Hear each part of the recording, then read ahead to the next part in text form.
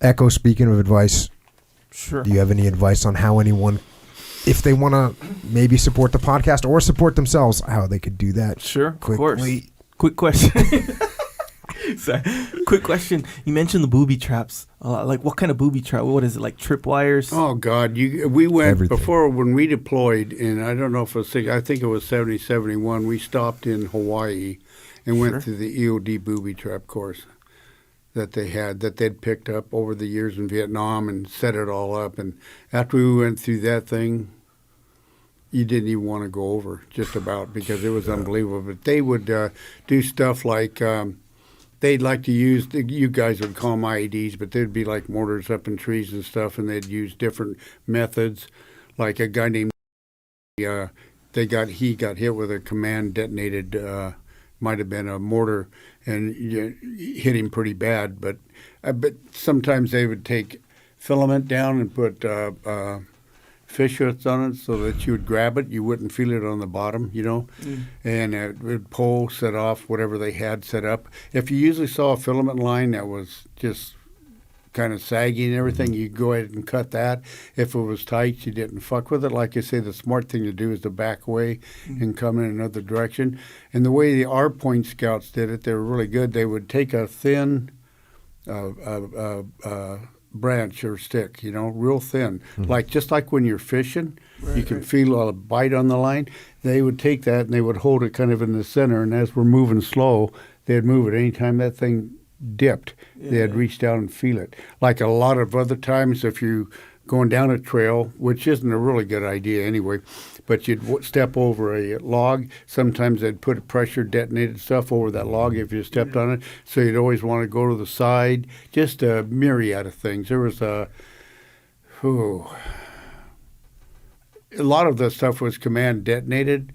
Like when we were on those river boats, there was this place called Snoopy's Nose, and we'd have the boats going like this, and when they would turn one group of boats, another group of boats would be here, and then they would open up on this group of boats so they would shoot across, but it wasn't that far to where the other boats were, and they'd start getting hit and thinking, God damn, we're being shot at. Then you go back and forth. Or they would put a B-40 rocket, and they'd be down here in the spider hole, but they'd have like signal posts, little and sticking up, and as soon as the boat got right there, they would hit the command thing. A rocket would go off and hit the boat. Everybody would open up here, and these guys would be giggling, taking off. You know what I mean? The EOD guys that we had nowadays in the SEAL teams, the guys that come in, they go through workup with them. They're awesome. You couldn't, if someone, normal person was watching, they wouldn't be able to tell who's EOD and who's not, at least when we were in Ramadi, and that's what most of the EOD guys are like.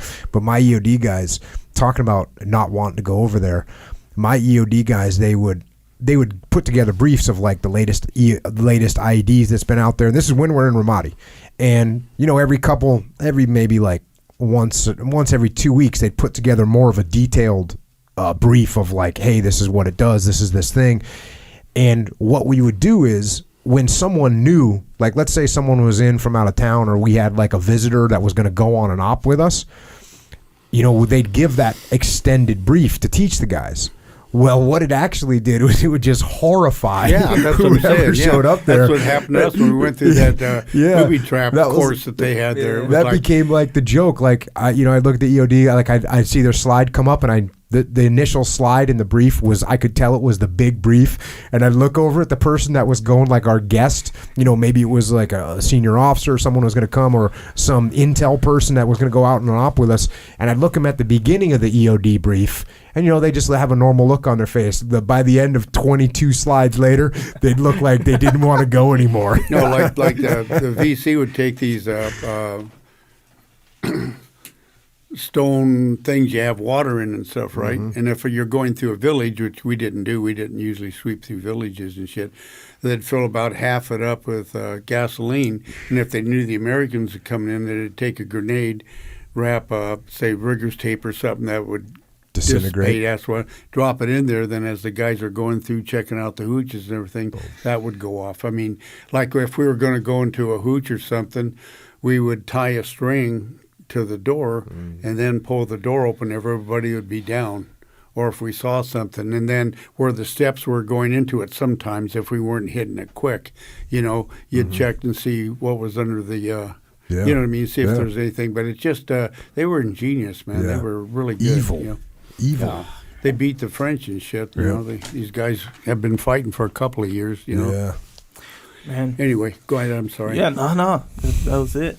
It's crazy how they get smarter, and then you guys get smarter with trying to figure it out. Then they're like, okay, they're trying to figure out this, so they get That's smart, the game. And it becomes, That's the game, and the game doesn't It's all stop. part of the game. Yep. Dang.